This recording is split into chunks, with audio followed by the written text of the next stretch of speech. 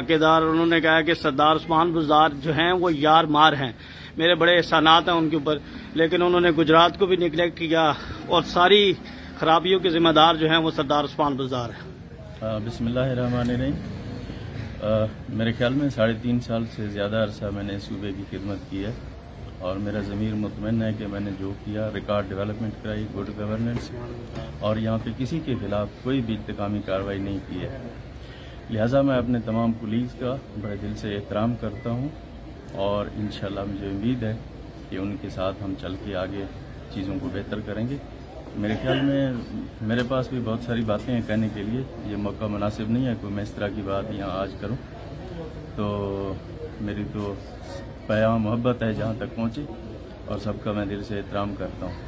आप मोहब्बत का पैगाम दे रहे हैं, आगे से पत्थर आ रहे हैं, फिर भी आप उफ तक नहीं कर रहे, क्या वजह है?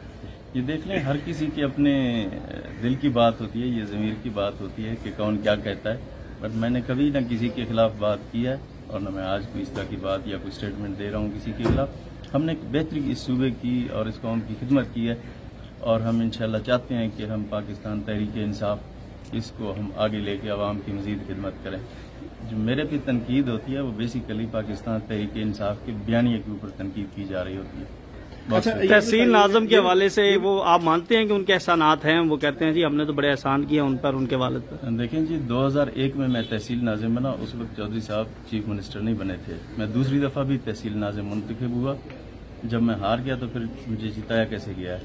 अच्छा, गुजरात का सिर्फ ये बता दें सर, गुजरात में वो बड़ा कह रहे हैं कि जी हमारे जो फंड्स हैं वो बुज़दार साहब ने रोके हैं। बिल्कुल भी ऐसी बात नहीं है, पूरे सूबे की खिदमत की है और मैंने इक्वली डेवलपमेंट कराई है, किसी के साथ नाइंसाफी नहीं की, बल्कि हर डिस्ट्रिक्ट को हमने डिस्ट्रिक्ट डेवलपमेंट पैकेज दिया है और ये जितनी डेवलपमेंट मेरे दौर में हुई है, मेरे ख्याल में ये रिकॉर्ड शायद ही पंजाब की हिस्ट्री में कभी हुई है। अरशद का सवाल है सर, ये बता दें कि परवेज अली साहब जो है वो कह रहे हैं कि उस्मान बुज़दार की वजह से ये हालात पैदा हुए हैं, ये इस नेच तक पहुंचे हैं, क्या कहेंगे इस हवाले से? आपकी पार्टी जो है वो खुलकर जो है वो मौक़िफ़ नहीं सामने आ रहा, आपका अपना स्टैंड क्या है, क्या मौक़िफ़ है, क्यों आपको इतना तनकीद का निशाना बना रहे हैं? एक तरफ आपके साथ हुकूमत में भी बैठे हैं, क्या वजूहात क्या हैं?